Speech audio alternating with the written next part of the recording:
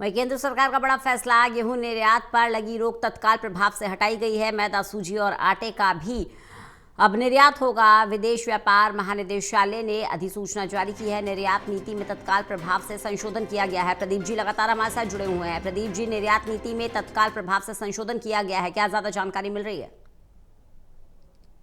देखिए, ये काफी महत्वपूर्ण निर्णय है सरकार का, और जिस तरीके से ये एडवाइजरी जारी की गई है, तो इसमें ये जो केंद्र सरकार ने निर्णय लिया है, गेहूं और गेहूं से जुड़े उत्पादों जैसे आटा, मैदा, सूजी और जूरम से जुड़े अनाज पर निर्यात पर लगी रोक को पूरी तरह हटाकर उसे मुक्त घोषित कर दिया है। तो ये निर्णय काफी वक्त बाद आया है, अगर देखें, क्योंकि पिछले काफी समय से भारत में गेहूं निर्यात पर रोक लगी थी, जिसे अब हटा दिया गया है। यानी अब भारत से गेहूं का निर्यात शुरू होगा, जो दूसरे देशों तक भेजा जाएगा।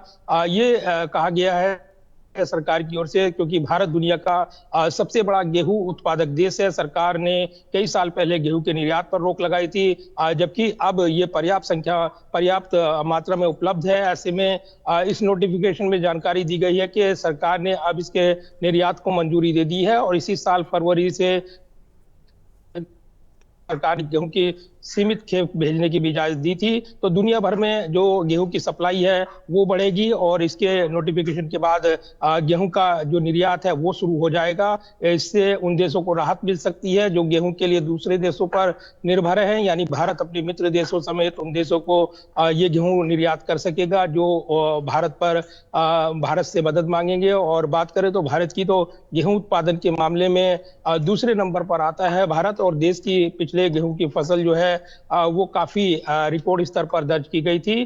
तो निश्चित तौर पर यह महत्वपूर्ण फैसला है, क्योंकि रूस यूक्रेन युद्ध के चलते, क्योंकि यूक्रेन गेहूं का बड़ा आयातक देश रहा है, वो प्रभावित हो गया है, और इसी के चलते भारत ने ये सप्लाई चेन जो टूटी है, इसको अपने निर्यात से पाबंदी हटाकर कई देशों को एक बड़ी राहत दी है। और भारत ने ऐसे जब वसुधैव कुटुंबकम का नारा भारत देता है, तो कहीं ना कहीं अपनी जी। जरूरत के मुताबिक पर्याप्त अनाज को सुरक्षित रखने के बाद जो इससे ज्यादा उत्पादन है उसका निर्यात करने का निर्णय लिया गया है, और इसलिए महत्वपूर्ण निर्णय माना जा रहा है। बने रहिएगा प्रदीप जी।